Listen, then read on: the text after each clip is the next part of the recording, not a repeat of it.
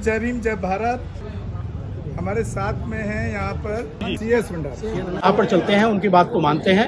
आज 145वां जन्मदिन स्वामी अछूतानंद जी का हम लोगों ने सबने मनाया, तो मैं आप सबको भी, मीडिया चैनल वालों को भी और आयोजकों को भी बहुत बहुत धन्यवाद देता हूँ, क्योंकि आपने ऐसे पॉइंट को उखाड़ा है, ऐसे पॉइंट को आपने लिया है जो पॉइंट दब कर रह जाते हैं या उनको कम लोग जानते हैं, समाज कम जानता है।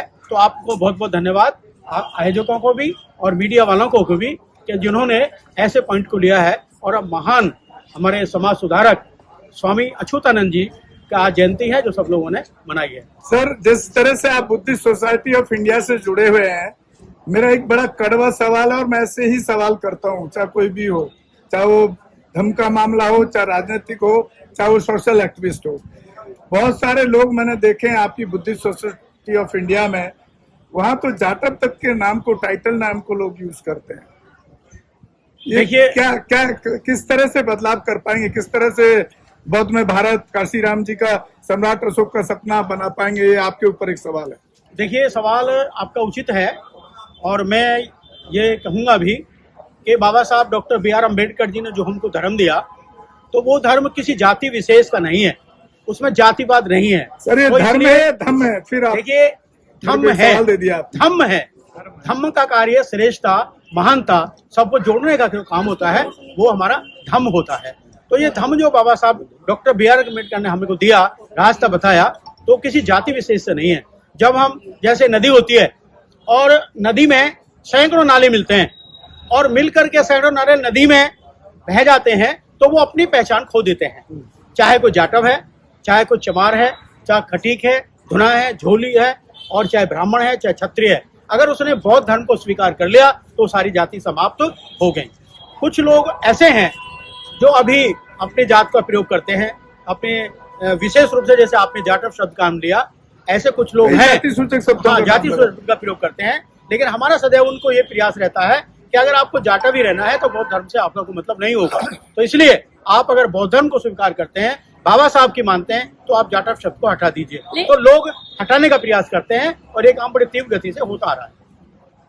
जैसे अभी आपने जाटव शब्द की बात करी, एक मैंने वीडियो भी बनाई थी इस पे चमार और जाटव को लेकर के, लेकिन लोगों का तथ्य जो है चमार जाति को सपोर्ट करना और जाटव को झूठा बताना। मतलब देखिए, जितने भी हम 100% शेड्यूल कास्ट हम SC/ST लोग हैं, भाई शेड्यूल कास्ट अगर 100% बाबा साहब की माने तो आज देश पर उनका शासन होगा, और बुद्ध धर्म को माने तो आज भारत में बौद्ध धर्म होगा।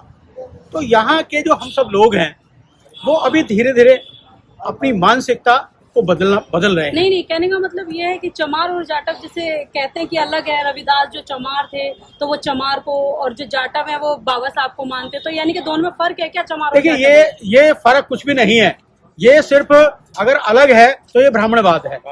ब्राह्मणों ने हम सबको, हमारी ताकत कमजोर हो जाए, हम सबका संगठन ना बने, तो इसलिए उनको जाटव और चमार बांट दिया।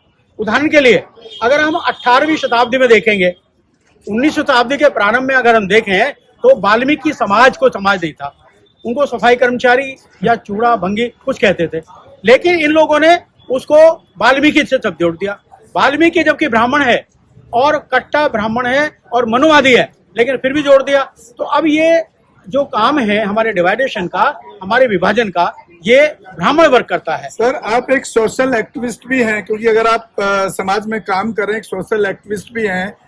मैं आज के दौर में जब कहीं बुद्धिज्म दीक्षा का प्रोग्राम होता है तो मुझे लगता है कि वो उसको बहुत ज्यादा डीपली बुद्धिज्म की तरफ कम और उसका राजनीतिक रूप में ज्यादा इस्तेमाल नेता लोग करते नजर आते हैं, और ये समझ रहे होंगे मेरा इशारा किस तरफ है। देखिए, मैं एक बात बता दूं आपको, धर्म का काम तो धर्म की तरह होना चाहिए। मैं बिल्कुल आपकी बात समझ रहा हूँ। अगर जिसको राजनीति करनी है वो राजनीति करें।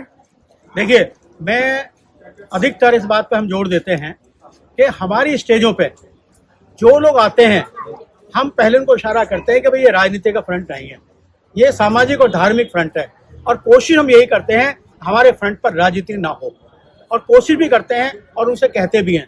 जितना भी हम प्रयास करते हैं, हमारी कार्यकारिणी का जो भी लोग है, जो बनता है, वो किसी राजनीति से में नहीं होता, पॉलिटिक्स में नहीं होता, किसी पद पर नहीं होता। वोट तो सबको देना है, वोट तो हम कहते हैं सबको देना है, सबको दीजिए, लेकिन हमारी संस्था राजनीतिक आधार पर नहीं चलती, हम किसी को महत्व नहीं देते। हमारे सामने बीजेपी, भारतीय बौद्ध मजहब, ये आपका कांग्रेस या बीएसपी, सभी के वर्ग के जो नेता हैं, जो काम करने वाले वर्कर हैं, वो हमारी बुद्धिस्ट सोसाइटी ऑफ इंडिया में, भारतीय बौद्ध सभा में शामिल हैं। इसलिए हम किसी को विशेष महत्व इस अवसर पर नहीं देते। आपने कोई एक रैली रखी है, क्या है उसका मकसद बताएं? सर मेरा सिर्फ एक सवाल है, एक मिनट रैली से। मेरा सवाल है कि हर साल आप मंच सजाते हैं और वहां पर 22 प्रतिज्ञाएं दिलाते हैं, उससे बड़ी कंट्रोवर्सी हो जाती है देश के अंदर। एक मंत्री जी का तो पद भी चला गया, तो ये क्या है? हर बार धर्म परिवर्तन करने के लिए क्या एक मंच सजाते हैं आप? देखिए, ये जो उनको देना पड़ा था, इसमें एक एड ऑन और कर रहा हूं मैं, उस आपकी धम्म दीक्षा में वही लोग होते हैं हमेशा जो लगातार रहते हैं, नया कुछ नए लोगों को नहीं जोड़ते हैं। नहीं, देखिए ऐसा नहीं होता। जो आप कह रहे हैं वो थोड़ा सा मैं उसमें सुधार कर लूं। हम जो दीक्षा देते हैं और उसमें दीक्षा के फार्म भी बांटते हैं, सबको सदस्य बनाते हैं, और उस सदस्य नए होते हैं, हर साल नए होते हैं। जो लोग पुराने हैं वो शपथ लेते हैं, 22 प्रतिज्ञा लेते हैं, लेकिन वो फार्म नहीं भरते। दीक्षा का फार्म भरते हैं, और दीक्षा का फार्म नए लोग ही भरते हैं। हर साल नए लोग आते हैं, और ये भवन पे नहीं, हम और भी छोटे मोटे करते हैं। कई परिवार ऐसे होते हैं कि हमारे परिवार को दीक्षा दिलानी है, तो हम उनके घर जाते हैं, बंते जी को ले जाते हैं, और पूरा परिवार को इकट्ठा करते हैं और हमको दीक्षा दिलाते हैं। सर ये 22 प्रतिज्ञाएं जरूरी क्यों है? क्यों हर पिछली बार आपने 22 प्रतिज्ञाएं दोहराई थी तो राजेंद्र पाल गौतम को सरकार के हत्थे चढ़ गए थे। देखिए, ये बहुत बड़ा विषय है।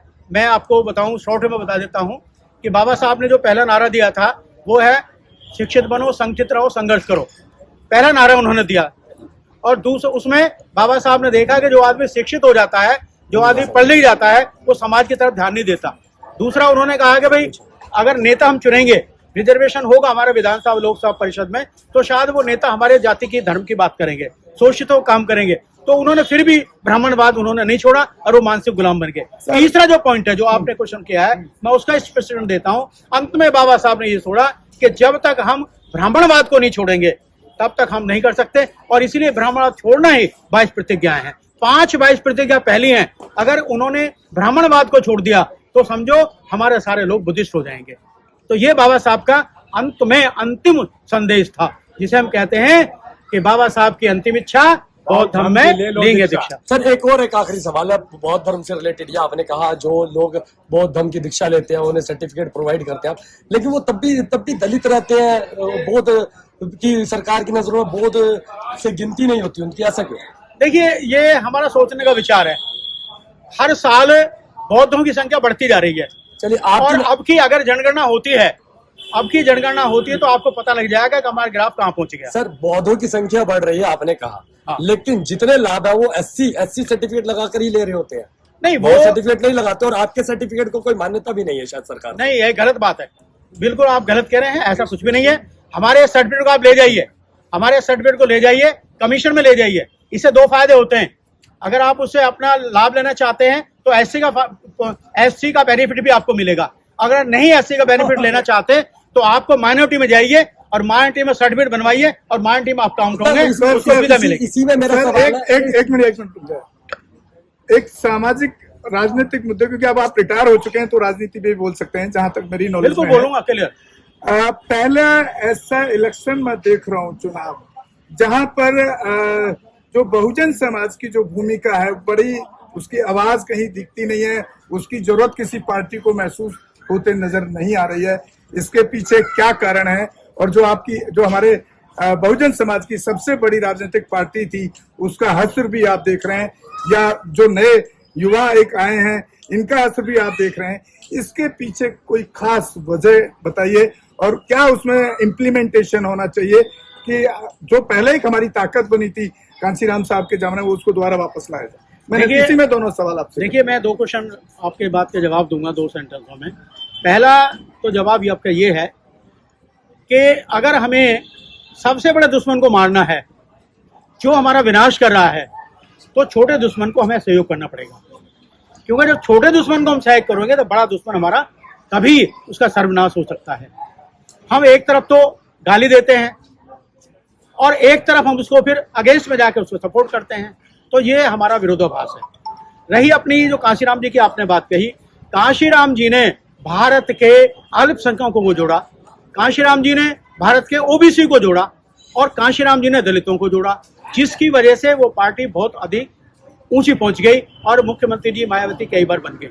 इस बारे में तो खैर मैं कुछ क्वेश्चन नहीं करूंगा, लेकिन एक क्वेश्चन मैं जरूर करता हूं कि अगर हमें देश के सबसे बड़े दुश्मन को मारना है, जिससे हमारी गुलामी, जिसने हमारी आजादी खत्म कर रखी है, तो हमें उससे छोटा जो दुश्मन है उसका हमें सहयोग लेना पड़ेगा।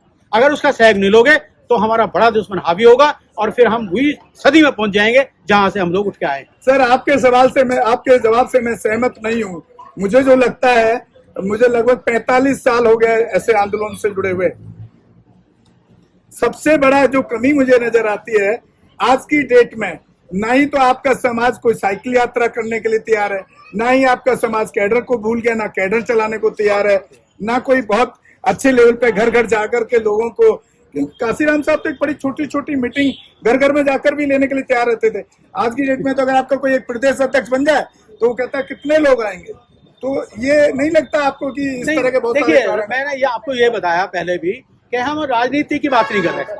हमारा जो भारतीय बौद्ध सभा बुद्धिस्ट सोसाइटी है वो सार्वजनिक धार्मिक संस्था है, तो राजनीति की बात हम नहीं कर रहे। भाई राजनीति ये काम करें नहीं करें या अपने डोर टू डोर जाए, ये राजनीतिक पार्टी का काम है, वो पार्टी करेगी। जहां हमारा मिशन का काम है, बाबा साहब के मिशन का काम है, हम डोर टू डोर जाकर मेहनत करते हैं और परिवार बुलाते हैं, परिवार के वहां जाते हैं, दीक्षा भी देते हैं उनको और हम मेहनत कर रहे हैं। हर जगह जगह हम प्रोग्राम करते हैं। तो हमारा उद्देश्य ये नहीं कि हम किसी पार्टी को चमका के बात करें, ये पार्टियों का काम है, वो एक जगह जाए, घर घर जाए, चंदा इकट्ठा करें ना करें, वो उसका काम है। हमारा काम केवल सामाजिक और आर्थिक है, धार्मिक है, हम उस काम को करते हैं। हमारा काम बिल्कुल भारत को बौद्ध में बनाना है, जो बाबा साहब का सपना आर्थिक पे क्या आर्थिक पे क्या कर रहे हैं बहुजन समाज? आर्थिक में मैं थोड़ा मुझे बोलने वाले ही मिलते हैं, मैं ऐसे ही सवाल करता हूं। बिल्कुल ठीक है, अच्छी तरह से सामाजिक और धार्मिक है। सामाजिक में धार्मिक की बात कर दी आपने, वो मैं सुन लिया। सामाजिक और धार्मिक है। आपने कहा मैं आर्थिक में भी हम लोग काम करते हैं। क्या करते हैं आप आर्थिक? देखिए, आर्थिक काम में तो हम यही करते हैं कि भाई आप जब हमारे बच्चे शिक्षित होंगे, जब हमारे बच्चे आगे बढ़ेंगे तो वो कुछ समान होंगे। अगर एक छोटा सा बच्चा अगर इस पेड़ को काटेगा और पढ़ा लिखा होगा तो उसको भी एक अच्छी तरह से रखेगा, अच्छी तरह पालन पोषण करेगा, अच्छी तरह से रखाएगा और जब बढ़ेगा तो उसको अच्छा काम मिलेगा। तो इसलिए आर्थिक का मतलब हम शिक्षा पर ऐसे जोर देते हैं। जो बच्चे, हम ये भी कहते हैं बच्चों अपने आर्थिक का ये भी मतलब हमारा है, अगर बच्चा आदमी गरीब है तो एक दिन भूखा रह ले, लेकिन अब बच्चे को फीस दे, अब अच्छे कपड़े दे, उसको महसूस ना होने दे और वो बच्चा पढ़े। उसमें आप मदद करते हैं लोगों को? ये बताइए। मदद भी हम करते हैं, हमारी क्लास भी लगती है। अभी हमारे महामानव बुद्ध विहार में हमारे टीचर रिटायर्ड हैं और उन बच्चों को मैथ की क्लास लेते हैं।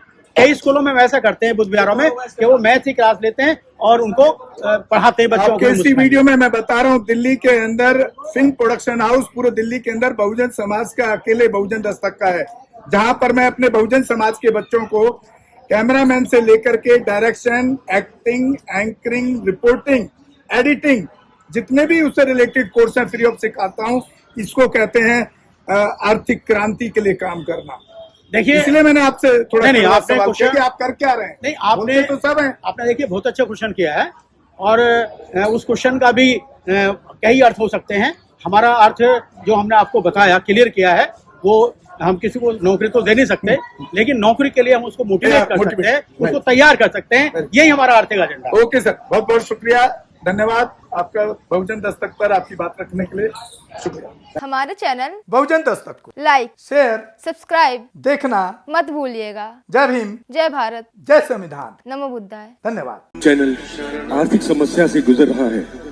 अगर आप बहुजन समाज में बाबा साहेब अम्बेडकर और तथागत बुद्ध की विचारधारा को अधिक से अधिक लोगों तक पहुंचाना चाहते हैं तो हमें आर्थिक सहयोग प्रदान करें, ताकि हम अपने चैनल के माध्यम से देश विदेश में समता, बंधुता, एकता और संवैधानिक अधिकारों को ज्यादा से ज्यादा लोगों तक पहुंचा सकें। आप अपनी सहायता राशि नीचे लिखे खाते में जमा करा सकते हैं। खाता धारक गौतम रत्ना, खाता संख्या 316957686551, IFSC कोड SBIN 0060336, बैंक भारतीय स्टेट बैंक।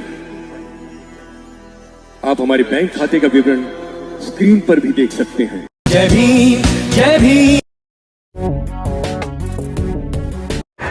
मैं गौतम रत्ना आपका बहुजन फिल्म प्रोडक्शन में स्वागत करता हूं और आप हमारे प्रोडक्शन हाउस के अंदर अपना कैरियर बना सकते हैं as a film director, as a producer and actor and actress and editor and cinematographer also. अगर आपको फिल्म से रिलेटेड कुछ भी प्रोजेक्ट आपको बनवाना है तो हमारे पास में पूरा सेटअप है जिसमें फिल्म कैमरा है, शूटिंग लाइट्स है और एडिटिंग है। सारा A to Z एक ही जगह पर आपको हमारे यहाँ पर मिल जाएगा। तो दोस्तों आप हमें कांटेक्ट कर सकते हैं हमारे नंबर्स पर 9810085714 और 8510005714। हमारे वेबसाइट पे विजिट कर सकते हैं www.filmserviceindia.com और हमें मेल भी कर सकते हैं gautamfilmsproduction@gmail.com पर। धन्यवाद।